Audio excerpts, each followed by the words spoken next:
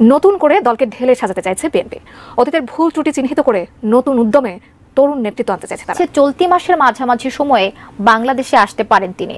এ নিয়ে চতুর্থবারের মতো ঢাকা সফরে আসছেন। এরই মধ্যে তার এই সফরকে ঘিরে আলোচনা শুরু হয়েছে কূটনৈতিক অঙ্গনে। মুদ্রা পাল্টা গেলে বাংলাদেশের নীতি পরিবর্তন হবে কিনা জানি না, তো মুদ্রা পাল্টা গেলে সরকার পাল্টা যাবে। মাসের মাঝামাঝি সময়ে বাংলাদেশে চতুর্থবারের মতো আগমন করবেন ডোনাল্ড লু। ডোনাল্ড লুয়ের এই আশাকে কেন্দ্র করে ইতিমধ্যেই রাজনৈতিক পাড়ায় তুমুল আলোচনা ও সমালোচনার সৃষ্টি হয়েছে।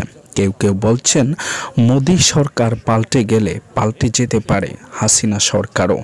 তবে এ নিয়ে কি ঘোষণা দিতে আসছেন ডোনাল্ড লু, সে বিষয়ে বিস্তারিত জানবো আজকের ভিডিওতে। ধৈর্য সহকারে দেখতে থাকুন কি বলছেন এবং কি সংবাদ নিয়ে আসছেন ডোনাল্ড লু। বিএনপির জন্য কি কোনো খুশির বার্তা? বিস্তারিত দেখুন এই ভিডিওতে। আবারও ঢাকা সফরে আসছেন যুক্তরাষ্ট্রের দক্ষিণ ও মধ্য এশিয়া বিষয়ক সহকারী পররাষ্ট্রমন্ত্রী ডোনাল্ড লু। তবে এখনো দিনক্ষণ চূড়ান্ত হয়নি। জানা গেছে চলতি মাসের মাঝামাঝি সময়ে বাংলাদেশে আসতে পারেন তিনি। এ নিয়ে চতুর্থবারের মতো ঢাকা সফরে আসছেন ডোনাল্ড লু। প্রশ্ন উঠেছে এবারের সফরে নতুন কি বার্তা নিয়ে আসছেন তিনি, জানাচ্ছেন এসআই রাজ।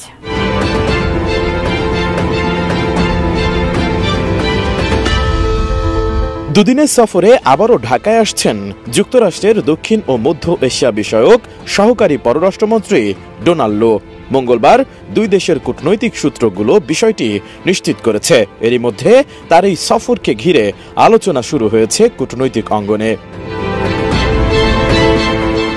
জানা গেছে বাংলাদেশের দ্বাদশ জাতীয় সংসদ নির্বাচন নিয়ে সব দলকে সংলাপে অংশগ্রহণের সেই বহুল আলোচিত চিঠি লেখার পরে এটিই হবে ডোনাল্ড লুর প্রথম বাংলাদেশ সফর। তবে এ নিয়ে চতুর্থবারের মতো বাংলাদেশ সফরে আসছেন তিনি।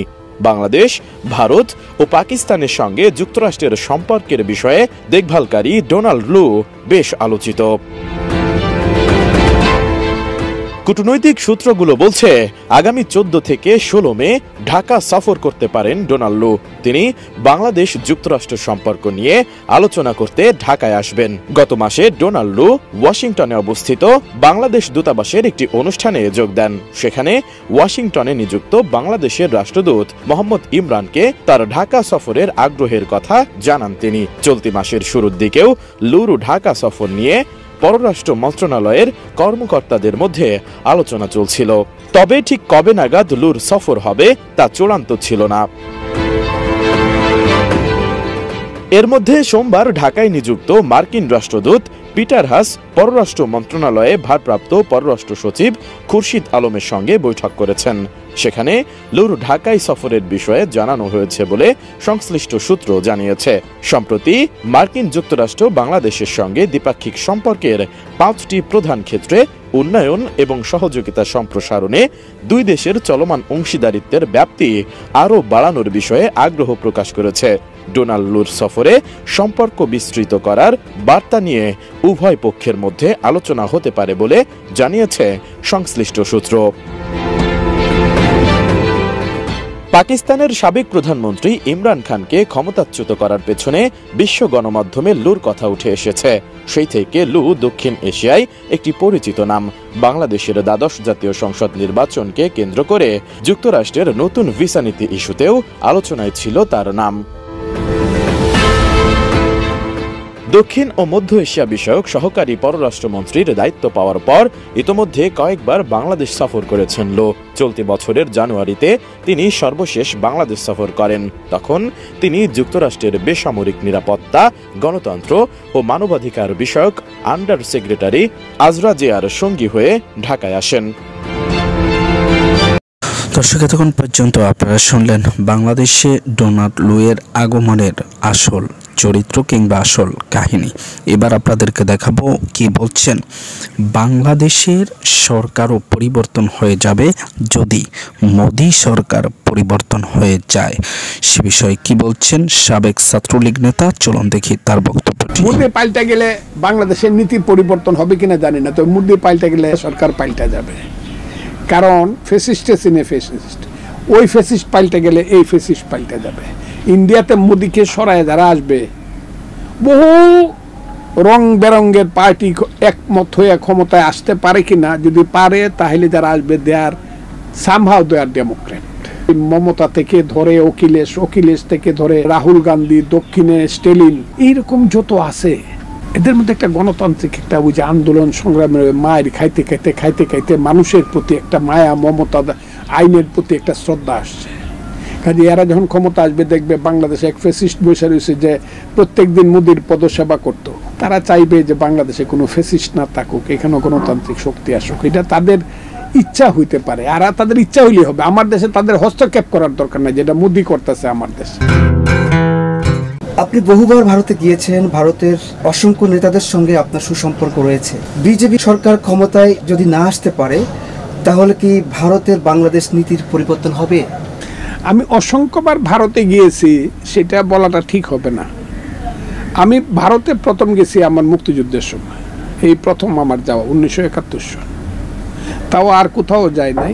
আমি গেছি উত্তর সেক্টরে মেঘালয়ের বালাট, সেখান থেকে শিলং, সেখান থেকে গুয়াহাটি থেকে হইল জলপাইগুড়ি পাঙ্গা ক্যাম্প থেকে বাগডোগরা, যেখানে এয়ারপোর্ট থেকে ফ্লাই করছি দিল্লি, সাহারানপুর থেকে গেছি দেরাদুন, ওখান থেকে ট্রেনিং করে আবার লখনৌ হয়ে আর ট্রেনে আবার গুয়াহাটি নামে, গুয়াহাটিতে শিলং থেকে ভিতরে ঢুকছি। আমার কথাগুলো কিন্তু আমার জীবনে মুখস্থ, মৃত্যুর আগে এগুলো কোনোদিন বলবো না। শিলং থেকে ভিতরে ঢুকছি যুদ্ধ করতে, শিলংয়ে মেঘালয় থেকে ভিতরে ঢুকছি। এইটা হলো প্রথম। তারপরে আর ইন্ডিয়াতে যাইনি। ইন্ডিয়াতে গেছি কারণ তখন মনে করলাম সমাজতন্ত্র হবে, সুন্দর দেশ হবে, গরিব মানুষের সংসার হবে, পেটের ভাত হবে, পরনের কাপড় হবে, গরিবের ছেলের হাতে শিশু শিক্ষা বই আসবে, কত সুন্দর হাসবে মানুষ, সুন্দর গ্রাম হবে, ছবির মেশর দেশ থাকবে, চোর থাকবে না, ডাকাত থাকবে না, দুর্নীতিবাজ থাকবে না, ঘুষখোর থাকবে না, সুদখোর থাকবে না। এটা আমার মুক্তিযুদ্ধের স্বপ্ন। আমি বড় ব্যাকুল মানুষ। এই সময়টায় যাইতে আর ইন্ডিয়া যাওয়া হয় না। আমাকে অনেকে বলছিল মুক্তিযুদ্ধের পরে ইন্ডিয়া যাওয়ার জন্য, চলে, আমি যাইতে পারিনি। 15 আগস্টে বঙ্গবন্ধু মারা গেল, তাকে হত্যা করা হলো, তারপরে তো আর ইন্ডিয়া যাওয়ার প্রশ্ন আসে না। তারপরে একবার ইন্ডিয়া গেছিলাম যুদ্ধ করবার লাগে, এই 15 আগস্টের পরে। যুদ্ধটা আর হয় নাই।